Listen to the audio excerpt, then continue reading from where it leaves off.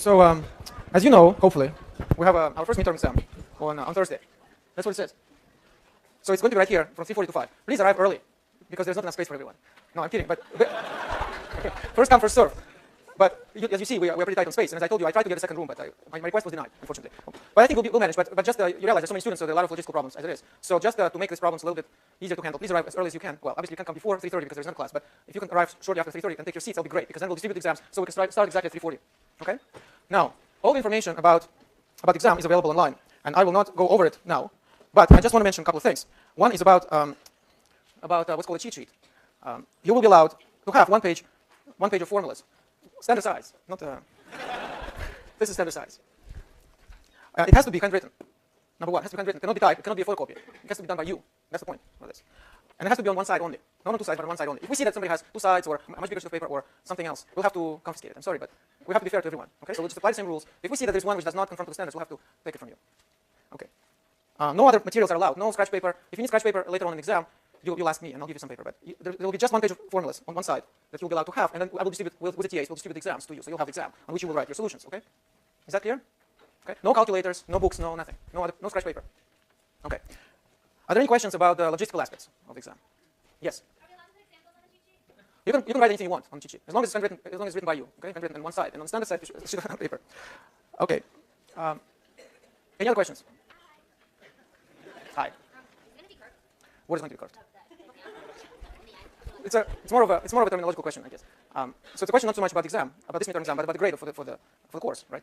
Because on this exam, we're not going to give you a grade, a letter grade necessarily. We'll see. But the point is that we'll just give you some ranges maybe for the grade, just to give you a ballpark figure for the grade. Okay? You'll get a score. So if we say 5 or 6 problems, so it'll be say 50 or 60 points maximum. You'll know what your score is, and we'll give you an idea of where you are in class. Okay? But of course, this score will be taken as 20% of your final score for this course, right?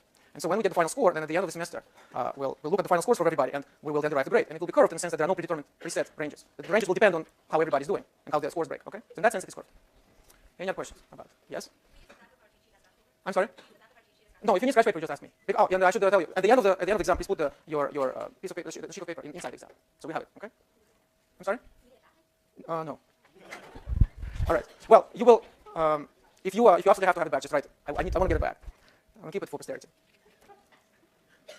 All right. So now we'll talk about material for this midterm. So today is a review lecture. So what I'm going to do is I'm going to review the material, and then you can ask me questions. So there are various resources for your preparation for the exam, which are available online. There is a mock midterm, there are review problems, okay, and then there are office hours also, which are organized by your TAs. And this is another resource, so you can ask me questions now. There will also be office hours right after this class, right here, where you can also continue asking me questions at that time. But first, I want to summarize what we've done so far, and it's been 5 weeks. Yes, if you really have to ask me now. Okay. Well, tonight the answers for the previous homework set, right, and for the review problems will be posted tonight around 6:37. And mock midterm solutions will not be posted. All right, but you can ask me about problems from mock midterm now, for example. So, I want to summarize what we've done. In this course up to now. Okay, not necessarily in chronological order, but I want to kind of give you a kind of bird's eye view of the first 5 weeks of this class. And so the most important point from my perspective to realize here is what exactly we're doing here. Okay, so we are studying various objects on the plane and in space. So in other words, the ambient space. There is ambient space. That's the space where all of those objects live. Okay, and that could be that's either plane, which we also denote by R2, or it's a space, and we denote by R3. And in this ambient space, we study objects which are one-dimensional or two-dimensional. That's the essence of this course. And we've done quite a bit in this vein already. So let me summarize what we've done. First, I want to talk about the one-dimensional objects. The one-dimensional objects are also known as curves. So the first topic that we have studied is curves on plane and in space. So in other words, curves in R2 and R3. So what did we talk about?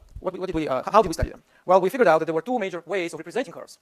Okay? One is we can represent them in parametric form, or in other words, parametric representation. Because the curve is one-dimensional, we need one extra parameter. Say t. Okay? And then we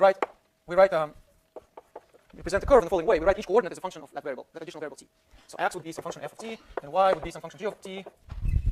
If we work on a plane in R2, that's all, because we only have two coordinates, right? But if we work in space, in three-dimensional space, and we have a third coordinate, so I put it in brackets, that would be in case we have a third coordinate, that would be a third function. So that's parametric representation.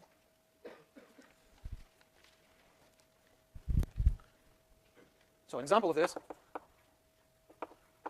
this would be, say, x is equal to cosine t and y is equal to sine t. So one of the first examples we looked at, I'm looking at the two-dimensional case.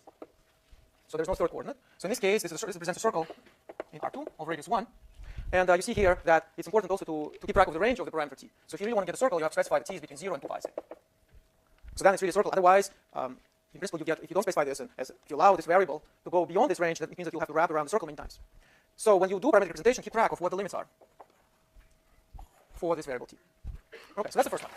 The second way to represent a curve is by means of an equation. And I'll just first say Cartesian equation in R2. In the case when the curve is on a plane, it can be represented by one equation with respect to the two coordinates x and y. Cartesian refers to the standard coordinate system which we draw x and y because of the French mathematician and philosopher Descartes. We call it Cartesian.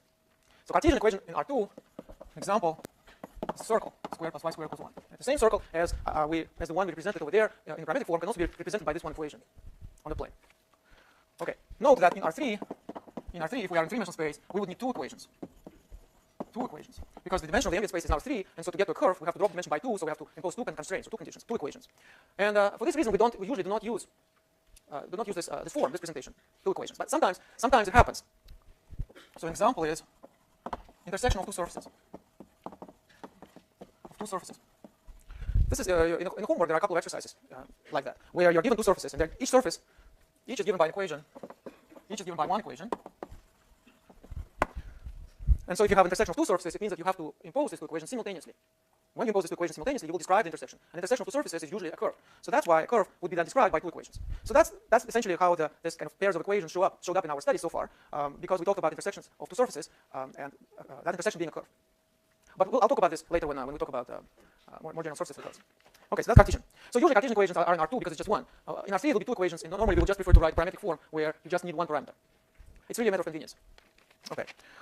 Now on the plane, we also have another standard coordinate system called polar coordinates. And oftentimes, curves can be represented nicely by using polar coordinates. Polar coordinates. This is also in R2 on the plane. So example, representing curves in polar coordinates. So an example of such a curve would be something like r equals cosine theta. Right? Which would be, as we know, it's going to be a circle which is centered at 1/2 of radius 1/2 on the x-plane. So that's an equation in Cartesian, not in Cartesian coordinates, but in polar coordinates. So it represents a curve, but using a different system of coordinates. And surely we have much more complicated examples. For example, you could put 1 plus cosine theta and it will look very different. Or you can put cosine 2 theta or cosine 3 theta, and there are multiple exercises in this direction in a homework, and we also discuss them in class. Okay, so that's another way of representing curves on a plane.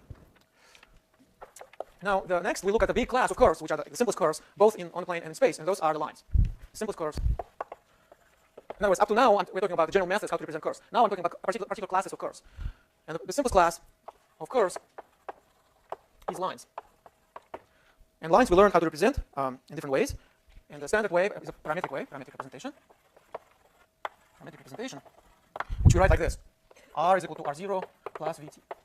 So t here is a parameter. And R0 is a position vector of a particular point on this line, right?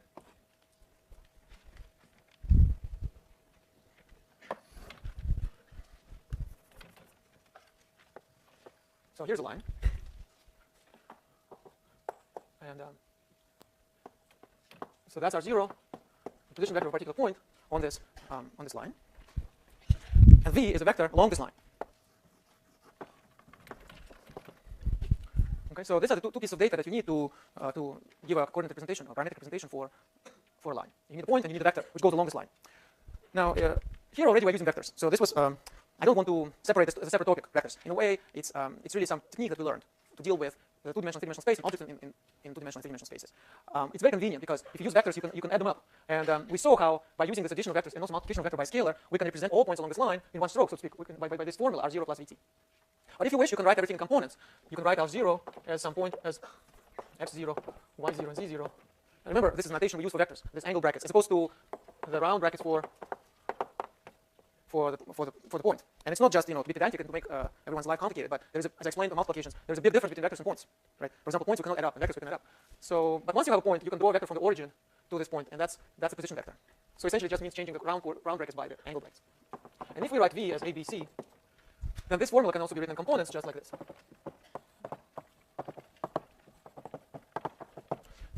So the upshot of all this is that all you need to know to write down an equation of a line is a point on that line and a vector along this line. That's all. And once you know them, you put them in these very simple formulas, and that's the parametric representation. So these are lines. General curves are more complicated. In that these formulas which show up on the right-hand side are more complicated than this. These are the simplest functions in one variable, linear function plus constant function. But in general, you'll have more complicated expressions like t squared or higher powers of t or trigonometric functions or whatever. Okay. Nevertheless, no matter what your curve is, you can always approximate this curve by line in the neighborhood of a given point. And that's sort of one of the major ideas that we've discussed up to now, which is linear approximation. Linear approximation. In other words, you can approximate complicated curvy objects by simple linear ones in the neighborhood of a given point. Not everywhere, simultaneously, not everywhere at once, but in the neighborhood of a given point, you can do that. And what this amounts to in the case of curves is finding tangent lines, tangent vectors, and tangent lines. So for curves, this means finding tangent lines, tangent vectors, and tangent lines to general curves. And I want to emphasize at a given point, because if you change the point, of course, the tangent line is going to be different. So let's say here, the curve could be something complicated like this, and then this would be tangent line. So the curve itself could be given by these equations: x equals f of t, y equals g of t, and z equals h of t. And there will be some value t0, which will correspond to the point x0, y0, and z0. That's a point on this curve. And then you can be asked to write down the equation for the tangent line at this point. And the way you do this is by taking the derivative of the vector function, which is obtained by combining these three functions. So the tangent vector v would be just x prime of t at t0, y prime of t0, and z prime at t0, or in other words, what we can call r prime of t0. And once you have this v, okay, then you can write down the equation of this line. So this is a tangent vector. This is a tangent vector. And the tangent line will then be given by the equation r is equal to r0, r0 being again, as before, being the position vector of x0, y0, and z0, plus this v times the parameter. And at this point, I want to emphasize that there's no reason to use the same parameter t. In fact, it's better not to use the same parameter t, because if you use it, you're kind of implicitly suggesting as though this were the same parameter as the parameter for the original curve, which it is not. The tangent line and the curve are unrelated, except that just in a very small neighborhood of this point, they're very close to each other. So here, it is much better to emphasize the fact that they are unrelated and to use a different parameter. For example, you could use letter s. So it's a different. But I want to emphasize that this is a different parameter. Okay. Is that clear? Okay.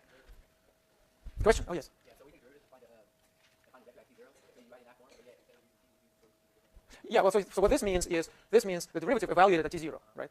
That's what I mean. and after that, you write the equation in that form.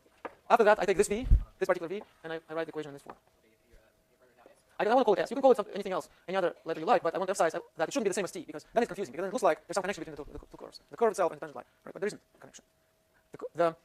Think of this parameter t, say, as a time which, the time along the curve. So let's say there's a bug which is traveling along this curve, and at this position functions f, g, and h would correspond to the position of that bug at the time t, right? But then there's another bug which is traveling along the tangent line, and these bugs don't know each other. The only thing is that they don't even necessarily come in contact with each other, right? Because you see at this point, because when one of them is here, the other one could be somewhere else, right? Because they have different time scales and different clocks. So on this curve, this point corresponds to t equals t0, right? But on the tangent line, this point corresponds to s equals 0.